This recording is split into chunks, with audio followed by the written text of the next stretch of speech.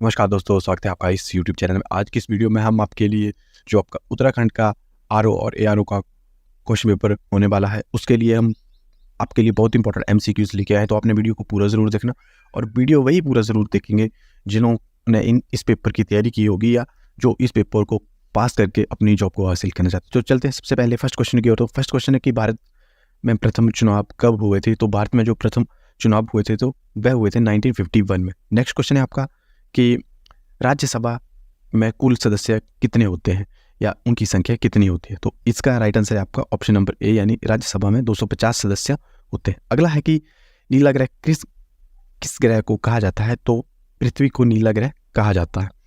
अगला प्रश्न है कि चंद्रमा पृथ्वी का चक्कर लगभग कितने दिनों में पूरा करता है? तो चंद्रमा जो है वो पृथ्वी का चक्कर लगभग 27 दिनों में पूरा करता है। अगला प्रश्न है कि गर्मियों में क्रिसमस पर्व कहाँ मनाया जाता है? तो गर्मियों में जो क्रिसमस का पर्व है यानी उत्सव है वो ऑस्ट्रेलिया में मनाया जाता है। अगला प्रश्न है कि बंगाल का विभाजन कब हुआ? तो बंगाल का विभाजन 1905 में हुआ था। इसका राइट आंसर है आपका ऑप्शन नंबर ए। अगला प्रश्न है कि गदर पार्टी का संचालन किसने किया था? तो गदर पार्टी का जो संचालन था वो लाला हरदयाल जी ने किया था, यानी ऑप्शन बी इसका राइट आंसर होगा। अगला प्रश्न है कि लैप्स नीति का प्रारंभ किसने किया? तो लैप्स नीति जो थी उसका प्रारंभ लॉर्ड डलहौजी जी ने किया था, यानी ऑप्शन बी इसका राइट आंसर है। और ये भी पूछा जाता है कि रेलों का आविष्कार किसने किया था? तो इसका भी जो आंसर है कि भारत में प्रथम रेलवे किसने चलाई थी? तो ये भी लॉर्ड डलहौजी जी ने ही चलाई थी। कब चलाई थी ये चलाई थी 1853 में। चलते हैं अगले प्रश्न की ओर कि संयुक्त राष्ट्र संघ का मुख्यालय कहाँ है? तो संयुक्त राष्ट्र संघ का मुख्यालय जो न्यूयॉर्क अमेरिका में है। अगला प्रश्न है कि भारत का बिस्मार्क किसे कहा जाता है? तो सरदार वल्लभ भाई पटेल को भारत का बिस्मार्क कहा जाता है। अगला है कि कौन सा उद्योग सनराइज उद्योग के नाम से जाना जाता है? तो सूचना एवं प्रौद्योगिकी उद्योग को सनराइज उद्योग के नाम से जाना जाता है। अगला प्रश्न है कि मुद्राक्ष नामक पुस्तक के लेखक कौन थे? तो ये पुस्तक लिखी थी आपके विशाख दत्त जी ने। अगला प्रश्न है कि किस सिख गुरु ने फारसी में जाफरनामा लिखा? तो गुरु गोविंद सिंह जी ने फारसी में जाफरनामा लिखा था। चलते अगले प्रश्न की ओर। तो जो सिद्ध यूनानी इतिहासकार मेगास्थनीज किस भारतीय शासनकाल में भारत आए थे? तो इस प्रश्न का राइट आंसर है आपका, ये जो आए थे वे आए थे ये ऑप्शन नंबर बी इसका ऑप्शन नंबर सी इसका राइट आंसर होगा। ये चंद्रगुप्त मौर्य के समय भारत आए थे। अगला है कि चतुर्थ विश्व किन देशों का समूह है? जो चतुर्थ विश्व जो है वो तेल उत्पादक देशों का समूह है। अगला प्रश्न है कि सती प्रथा पर पाबंदी कब लगाई गई थी? तो सती प्रथा पर पाबंदी जो थी वो 1829 में लगाई गई थी।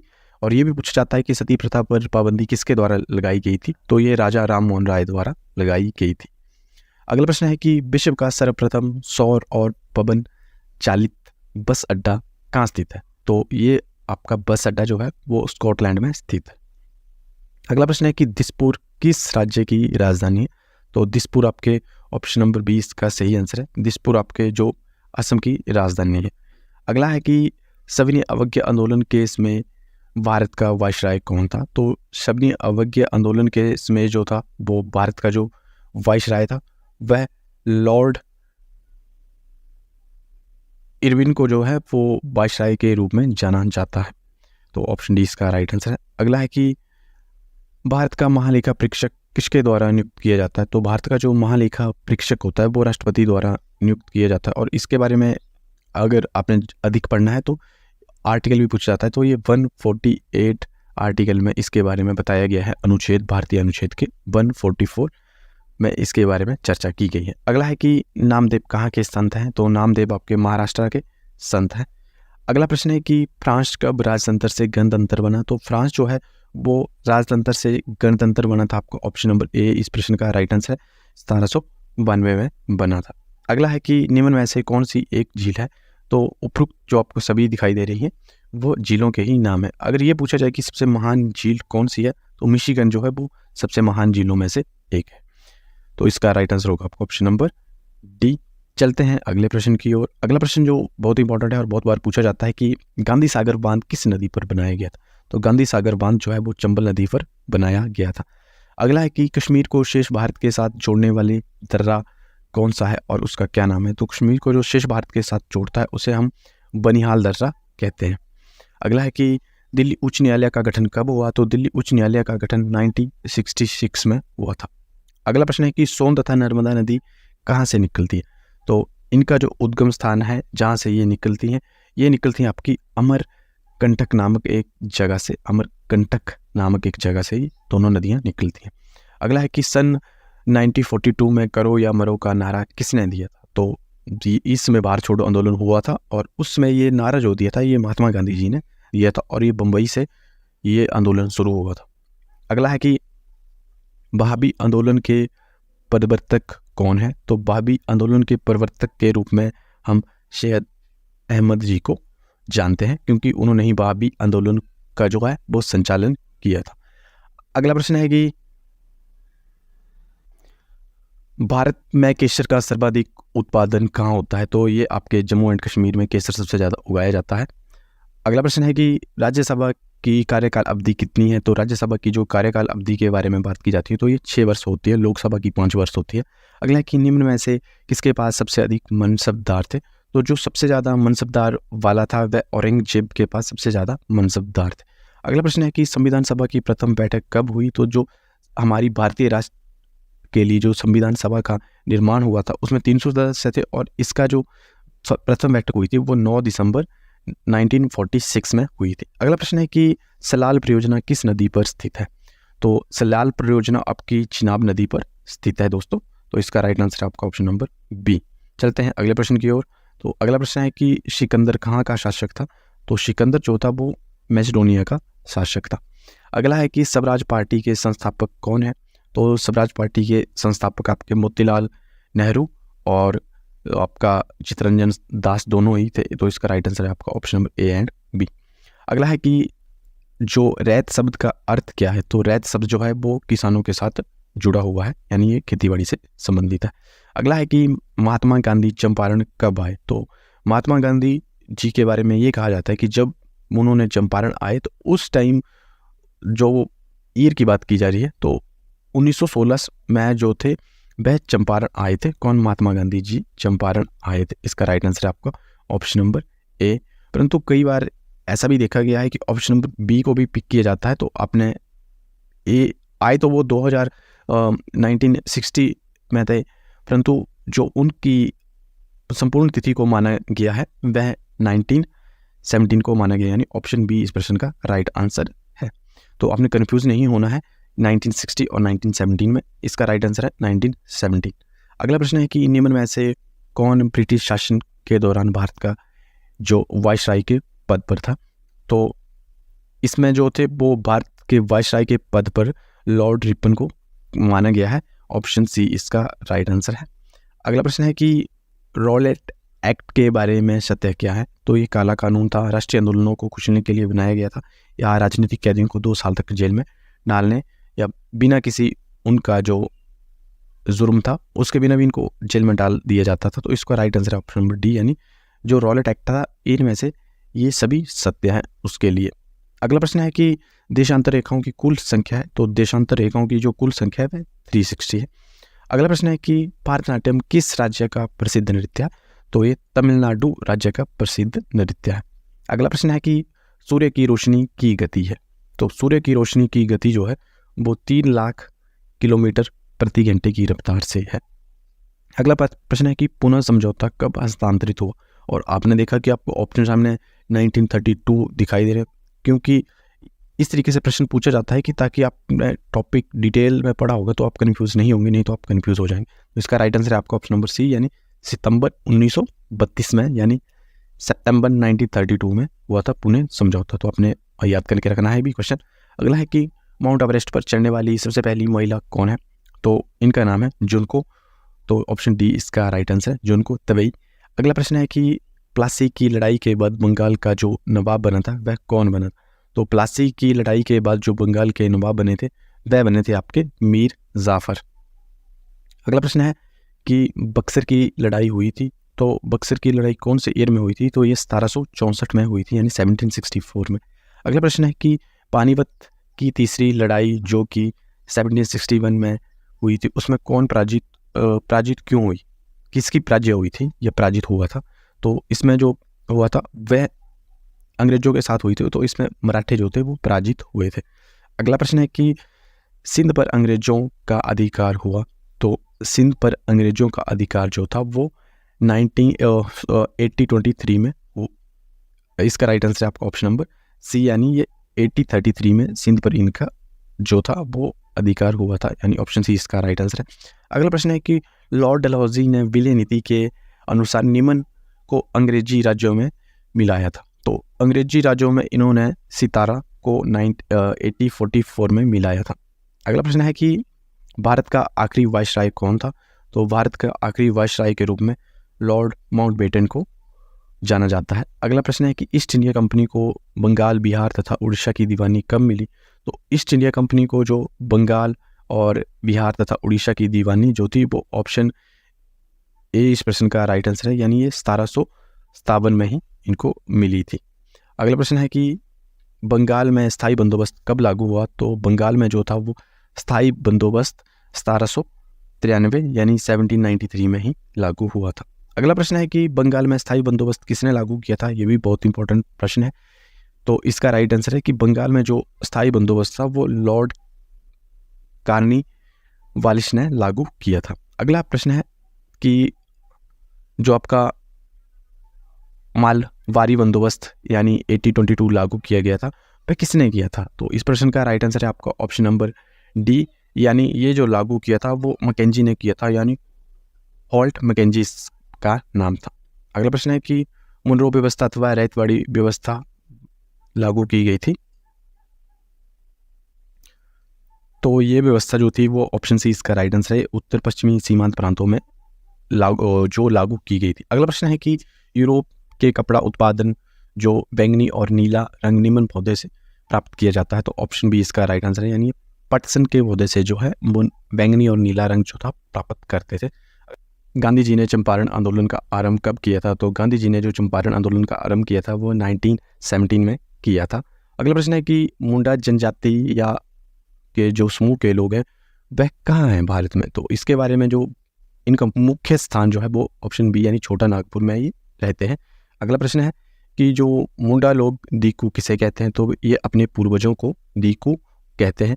अगला है कि आदिकांशिक जो आदिवासी जो है वो निम्न प्रकार की खेती करते हैं, तो आदिवासी लोग जो है वो घुमंतू खेती करते हैं। अगला प्रश्न है कि एक फूल जिसका प्रयोग शराब बनाने में होता है उसे क्या कहते हैं, तो शराब बनाने वाले फूल को महुआ कहा जाता है। अगला प्रश्न है कि जो खोड़ जाति के लोग चमड़ा रगड़ने के लिए निम्न फूलों का प्रयोग करते थे, तो इसका जो राइट आंसर है दोस्तों, यानी ये कुसुम तथा जो पलास नामक फूल था उसका ये प्रयोग करते थे। अगला प्रश्न है कि आदिवासी समूह मजदूरी करने को अपमान मानता था, वह कौन सा ऐसा समूह था जो कि मजदूरी करने को अपमान मानता था, तो इस प्रश्न का जो राइट आंसर है वह आपका ऑप्शन नंबर ए, यानी जो वैगा नामक समूह है वह आदिवासियों में वह मजदूरी करने को अपमान मानता है।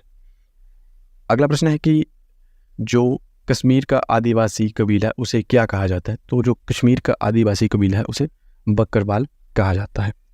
नेक्स्ट प्रश्न है कि असम में जो वन्य सत्याग्रह हुआ था वह कब हुआ था, तो असम के बारे में बात की जा रही है, तो असम में जो है वो वन सत्याग्रह जो हुआ था वो 1906 में हुआ था, यानी राइट आंसर है इसका 1906। चलते हैं अगले प्रश्न की ओर। तो अगला प्रश्न है कि मध्य प्रांत में वन सत्याग्रह हुआ था, पहले बंगाल की बात की जा रही है, असम की बात की गई थी, तो असम में 1906 में हुआ था, और मध्य प्रांत में वन सत्याग्रह जो हुआ था वह हुआ था 1920 में, इसका राइट आंसर है आपका 1920। अगला प्रश्न है कि नाना साहिब किसके दल पुत्र से, तो ये इसका राइट आंसर है आपका ऑप्शन नंबर ए, यानी ये पेशवा बाजीराव के द्विक पुत्र में से एक थे। अगला है कि जो अवध पर साइक्स संधि थोपी गई थी वह कब थोपी गई थी, तो अवध पर साइक्स जो संधि थी वह ऑप्शन बी इसका राइट आंसर है, यानी ये 1801 में सौंपी गई, यानी थोपी गई थी अवध पर। अगला है कि अवध को अंग्रेजी राज्यों में मिलाने वाला व्यक्ति कौन था, तो अवध को जिसने अंग्रेजी राज्यों में मिलाया था उसका नाम लॉर्ड डलहौजी था, यानी ऑप्शन डी इसका राइट आंसर है। अगला प्रश्न है कि रानी लक्ष्मीबाई कहाँ की शासक थी। इस प्रश्न को वैसे तो आप सभी जानते हैं, परंतु ये कई बार सिंपल क्वेश्चन भी आपसे पूछे जाते हैं एक आधा दो। तो सिंपल क्वेश्चनों में आपने याद रखना है कि ये झांसी में रहती थी रानी लक्ष्मीबाई। इसका राइट आंसर है आपका ऑप्शन नंबर सी। चलते हैं अगले प्रश्न की ओर। तो अगला प्रश्न है कि 1857 के विद्रोह की शुरुआत हुई थी। तो 1857 यानी 1817 के विद्रोह की बात की जा रही है। तो इसकी शुरुआत कौन सी डेट को हुई थी, स्पेशली ये पूछा जा रहा है। तो इसकी जो हुई थी वह 10 मई को इसकी शुरुआत हुई थी, यानी ऑप्शन ए इसका राइट आंसर है। अगला प्रश्न है कि 1857 का विद्रोह प्रारंभ हुआ। अब पूछा जा रहा है कि ये विद्रोह कहाँ प्रारंभ हुआ। तो ये विद्रोह जो प्रारंभ हुआ था ये मेरठ से प्रारंभ हुआ था, यानी ऑप्शन सी इस प्रश्न का राइट आंसर है। चलते हैं अगले प्रश्न की ओर कि 1857 के विद्रोह का तत्कालीन कारण क्या था। तो तत्कालिक कारण जो था इसका, तो आपको ऑप्शन सामने दिखाई दे रहे हैं। तो इस तरीके से आपको ऑप्शन आएंगे पेपर में। तो इसका राइट आंसर जो था ये चर्बी वाले कारतूसों के बारे में इनका जो है विद्रोह था। अगला है कि जो कानपुर में विद्रोहियों का नेतृत्व किया, यानी कब की बात की जा रही है। ये ब्रैकेट में जो 87 लिखा है, यानी 8057 लिखा है, उसके बारे में बात की जा रही है कि कानपुर में विद्रोहियों का नेतृत्व किया था कि किसने किया था। तो इस प्रश्न का राइट आंसर है आपका ऑप्शन नंबर ए, यानी ये नाना साहिब ने किया था।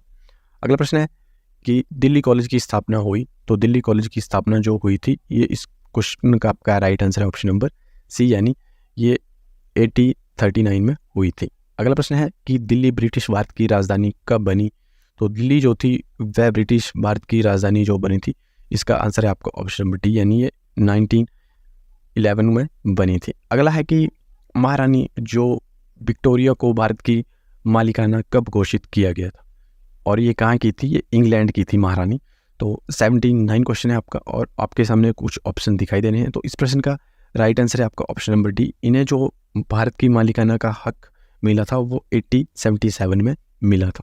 चलते हैं अगले प्रश्न की ओर। तो अगला प्रश्न है कि नई दिल्ली का निर्माण निम्न पहाड़ी पर किया गया था। तो इस पहाड़ी का नाम है आपका ऑप्शन नंबर सी, इसका राइट आंसर होगा, क्योंकि ये पहाड़ी का नाम है रायशीना। इस पहाड़ी का नाम है रायशीना। अगला है कि जॉर्ज जो पंचम इंग्लैंड का राजा बनने पर दिल्ली दरबार का आयोजन किया गया था, कि जॉर्ज ने दिल्ली में इंग्लैंड का जो राजा बनने पर दिल्ली दरबार का आयोजन कब किया था। तो इन्होंने जो था वह दिल्ली दरबार का आयोजन किया था, ये भी 1911 में ही किया था। अगला प्रश्न है कि दिल्ली सुधार ट्रस्ट का गठन हुआ। तो दिल्ली सुधार ट्रस्ट का जो गठन है वह आपका ऑप्शन नंबर सी इसका राइट आंसर है, यानी ये 1936 में हुआ था। अगला प्रश्न है कि जो कैलिको शब्द किस स्थान के नाम से निकलता है। तो ये कालीकट से निकलता है, यानी ऑप्शन ए इसका राइट आंसर है। अगला प्रश्न है कि कैलिको अधिनियम जो इंग्लैंड ने पारित किया था वो कब पारित हुआ था, यानी इसमें बात की जा रही है कि कौन से ईयर में जो कैलिको अधिनियम को पारित किया गया था। तो इस प्रश्न का राइट आंसर है आपका ऑप्शन नंबर ये, नहीं यानी ये 1720 में पारित हुआ था। अगला है कि जो आपके बाष्प इंजन है, यानी रिचर्ड आर्किस्ट ने बाष्प इंजन का आविष्कार कब किया। तो इन्होंने बाष्प इंजन का आविष्कार, ऑप्शन ए इसका राइट आंसर है, कि इन्होंने जो बाष्प इंजन बनाया था वह 1786 में बनाया था। और बाष्प इंजन का मतलब ये था कि इन्होंने किसके लिए बनाया था, ये भी पूछा जाता है। तो इन्होंने सूती कपड़ा के उद्योगिक में जो ज़्यादा प्रोडक्शन के लिए बाष्प इंजन का निर्माण किया था, ताकि हम कम समय में ज़्यादा से ज़्यादा वस्तुओं यानी कपड़े का निर्माण कर सकें। चलते हैं अगले प्रश्न की ओर। तो अगला प्रश्न है कि जो चरखे को भारतीय राष्ट्रीय कांग्रेस के तिरंगे झंडे में जगह दी गई थी, और बात की जा रही है कि चरखे को भारतीय राष्ट्रीय कांग्रेस में जो जगह दी गई थी वो कब दी गई थी। तो इसका राइट आंसर आपका ऑप्शन नंबर सी, यानी ये 1921 को भारतीय राष्ट्रीय कांग्रेस ने चरखे को जो था वो भारतीय झंडे में जगह दी थी, मध्य में। अगला है कि भारत में पहली सूती कपड़ा मिल कहाँ स्थापित हुई थी। तो भारत में जो पहला सूती कपड़ा मिल स्थापित हुई थी वो बम्बई में स्थापित हुई थी 1854 में। अगला प्रश्न है कि बिजली और चुंबक का आविष्कार किया था। तो इसका राइट आंसर है आपका ऑप्शन नंबर बी, यानी जो चुंबक और इसका बिजली का आविष्कार किया था वो माइकल ने किया था, माइकल फैराडे ने किया था। अगला है कि पहला विश्व युद्ध हुआ था। तो पहला विश्व युद्ध जो हुआ था वह 1914 में हुआ था, यानी 1914 में पहला विश्व युद्ध हुआ था। अगला प्रश्न है कि द्वितीय विश्व युद्ध कब शुरू हुआ। इसका राइट आंसर है आपका ऑप्शन नंबर सी, यानी ये 1939 में शुरू हुआ था। अगला प्रश्न है आपका भारतीय राष्ट्रीय कांग्रेस के संस्थापक कौन है। तो भारतीय राष्ट्रीय कांग्रेस के जो संस्थापक है उनका नाम है मोतीलाल नेहरू जी ने भारतीय राष्ट्रीय कांग्रेस की स्थापना की थी।